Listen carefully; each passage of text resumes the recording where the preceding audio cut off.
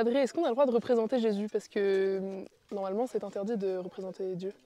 Alors c'est vrai qu'on n'a pas le droit de représenter Dieu, tu as tout à fait raison, dans l'Ancien Testament c'est strictement interdit. Et d'ailleurs les représentations qu'on voit dans les églises où on représente Dieu le Père, c'est pas très juste, c'est pas très théologique. On ne peut pas voir Dieu, nul ne peut voir Dieu, il n'y a que Jésus qui nous le révèle et on le verra face à face, mais au ciel.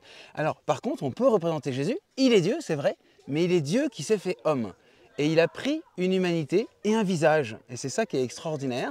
Et d'ailleurs, ce visage, eh bien, on l'a gardé sur le suaire de Turin. C'est-à-dire que quand on l'a enterré, eh bien, on lui a mis un suaire sur lui. Et à la résurrection, il y a eu une marque et qui a donné ce visage, son visage de Jésus est marqué sur ce tissu. Et ce qui fait que toutes les icônes, toutes les représentations de Jésus, tu remarques, les Jésus, il n'y avait pas d'appareil photo à l'époque. Et bien pourtant, il a toujours la même tête. Et en fait, c'est parce que c'est sur ce tissu. Alors on peut représenter Jésus parce que les apôtres l'ont vu, il a un véritable visage. Et donc on peut le représenter sur la croix, on peut représenter la vie de Jésus. Tout le temps, on le représente.